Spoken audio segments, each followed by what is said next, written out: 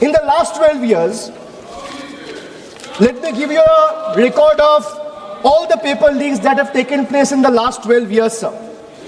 Sir, CBSE class 12 paper was leaked in 2014, no conviction on record. Sir, 2015-16, CBSE pre-medical entrance paper, there has been 4 instances leaked in 3 separate years, 2015, 2016, 2017. No conviction has taken place so far. 2015-16 again, AIPMT, All India Medical Entrance. Question papers were leaked across 10 states. What is the result? Supreme Court scrapped the exam. No conviction has taken place. No conviction on record. Sir, SSC CGL 2017, CBI investigation was ordered on an alleged paper leak. 0 convictions from that case, and CBI probe is happening to date. There has been no development till now. Army Common Entrance Exam leaked in 2017, CBI investigation ordered, 0 conviction, CBI probe ongoing. So CBSE class 10, class 12 economics, both papers leaked, no conviction so far. 2021, JEE main, irregularities found, CBI probe ordered, no conviction so far. So 2021, UP TET, CBI investigation ordered, 0 conviction so far. 2022, Rajasthan REET recruitment exam leaked, case is currently under trial.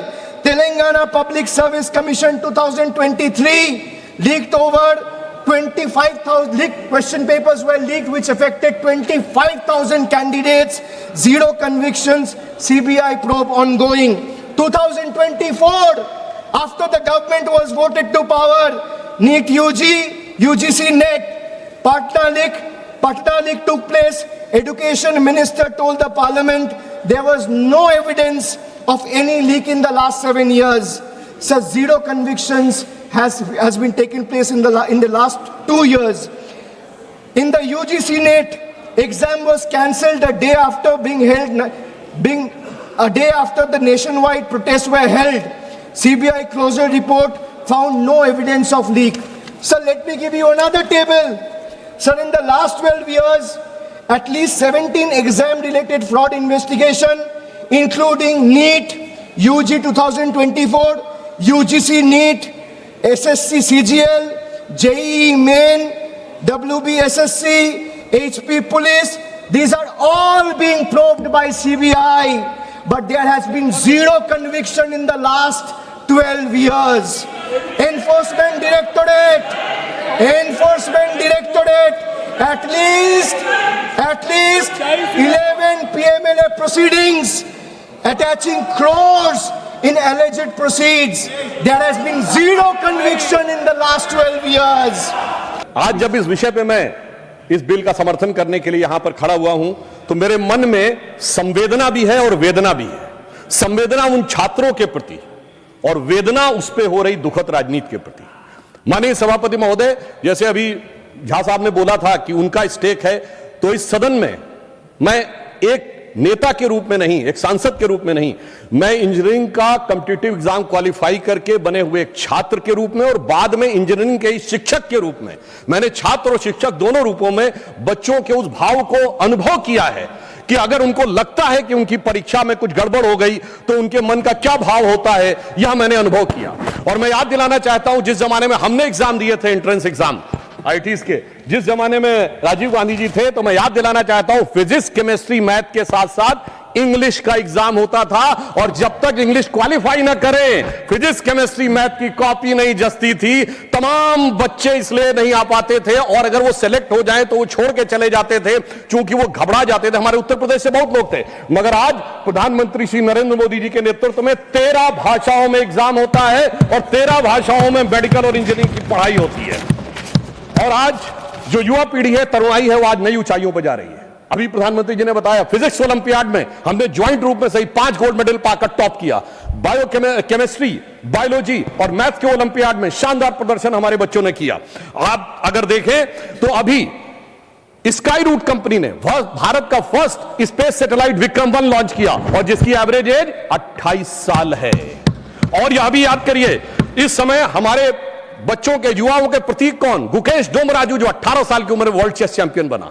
वो देवव्रत महेश रेखे, जिसने 19 साल की उम्र में दंडकम पारायण शुक्ल यजुर्वेद का करके दिखा दिया। यह है हमारी एक्चुअल जेन जी की प्रतिभा, और इस प्रतिभा को निखारने और संवारने के लिए हमारी सरकार पूरी तरीके से प्रतिबद्ध है। और वो कितनी संवेदनशील है उसका प्रमाण उपसभापति महोदय यह है कि हमारे इसी सदन के नेता माननीय नड्डा जी और पीएमओ में राज्य मंत्री जितेंद्र सिंह जी दोनों गए और उन्होंने सोनम वांगचुक जी का अनशन समाप्त करने में सफलता हासिल की। पर संवेदनशीलता के अलंबरदारों से मैं पूछना चाहता हूं, स्वतंत्र भारत का पहला आमरण अनशन हुआ था 19 अक्टूबर 1952 को पोट्टाभी श्रीरामुलु ने।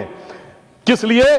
कि आंध्र को अलग किया जाए। मगर सभापति महोदय 15 दिसंबर 1952 तक, और उनकी मृत्यु हो गई उस आमरण अनशन में, मगर सरकार के कान पर जूं नहीं रोगी थी।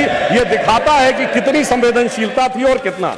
फिर हमारी सरकार ने जो भी कार्य किए, 2 चक्र की वार्ता की माननीय नड्डा जी ने और माननीय जितेंद्र सिंह जी ने। उसके बाद फास्ट ट्रैक कोर्ट का अनाउंसमेंट प्रधानमंत्री जी ने किया, कैबिनेट में कठोर प्रावधानों वाला बिल पास किया, मध्य रात्रि में छात्रों के लिए संदेश किया, और छात्रों की भावनाओं का सम्मान करते हुए हमारे शिक्षा मंत्री धर्मेंद्र प्रधान जी ने इस्तीफा दिया, जिन्होंने अपने कार्यकाल में कई उल्लेखनीय सकारात्मक कदम उठाए थे। और उसके बाद प्रधानमंत्री जी ने श्री नंदन नीलकर्णी जी के नेतृत्व में एक हाई पावर टास्क फोर्स बनाई। मगर सभापति जी, मैं समझ नहीं पाता हूं, हाई पावर टास्क फोर्स के सदस्यों का, विद्वान सदस्यों का उल्लेख करते हुए ये गोमूत्र कहां से बीच में आ जाता है? यानी समझ में नहीं आता है, जिसका कोई रेलेवेंस नहीं उस टॉपिक से। तो मैं बताना चाहता हूं, जिनको गोमूत्र की भी समस्या है, तो मैं उन्हें बताना चाहता हूं, गोमूत्र का anti bacterial, anti fungal, medicinal value के लिए यूएस में पेटेंट है, and the patent number is 64100059। और गोमूत्र का बायो एनहांसर के रूप में यूएस में साइंटिफिक पेटेंट है 68969007। मगर सर क्या करें, दिमाग में मैकाले मार्क्स का गोबर भरा हुआ है, तो उन्हें कहां से समझ में आएगा? सर, अगर यह आत्मविश्वास होता, जैसे प्रधानमंत्री जी ने all India institute of Ayurvedic science से बनाया, ये 50 साल पहले बन गया होता, तो सभापति महोदय हमें हल्दी, नीम और तुलसी के पेटेंट के लिए लड़ाई नहीं करनी होती। हम आज लीडर बन के खड़े होते हैं। मगर क्या बताएं, ये विज्ञान में पश्चिम के अंधभक्त हैं, और उस अंधभक्ति की कीमत इस देश ने चुकाई, मगर प्रधानमंत्री जी ने आकर उसको एक नई राह दिखाई है। मैं ये भी बताना चाहता हूं, हम इस विषय को लेकर किसी भी प्रकार का मजाक नहीं करते। हम पूरी तरीके से संवेदनशील होकर कार्य कर रहे हैं, और इस गंभीरता के लिए जो ये बिल आया है, हमारे 3 मूल मंत्र हैं। छात्रों के प्रति संवेदनशीलता, शिक्षा व्यवस्था के लिए व्यवस्था की सुदृढ़ता, और पेपर लीक जैसे अपराध के लिए कानूनी कठोरता। विच I can say in English, we are having a sensitive approach, secure process and stringent law. So SSS is our main motto, how to ensure these things. और मैं यह भी कहना चाहता हूं कि इस विषय पे 2 पक्ष हैं, एक लीगल यानी वैधानिक पक्ष, और दूसरा है राजनीतिक पॉलिटिकल पक्ष। हम दोनों, पहले मैं लीगल पक्ष के ऊपर बात करूंगा, फिर पॉलिटिकल पक्ष के ऊपर। मगर हमारी सरकार ने यह प्रतिबद्धता दिखाई है कि जब छात्रों के भविष्य की बात आए, तो ऐसा कठोर कानून बनाया है कि पेपर लीक करने वाले माफियाओं का मनोबल गिरना नहीं चाहिए, मनोबल जमींदोज हो जाना चाहिए। और इसके लिए 2024 के एक्ट के सेक्शन 11 के सबसेक्शन 2 में यह स्पष्ट किया गया है कि यदि कोई संगठित पेपर लीक करता है तो 1 करोड़ रुपए से उसको आर्थिक दंड को 10 करोड़ रुपए किया गया है। इसका उद्देश्य यह है कि यदि कोई ऐसा करता है तो उसकी आर्थिक ढांचा जमींदोज हो जाना चाहिए।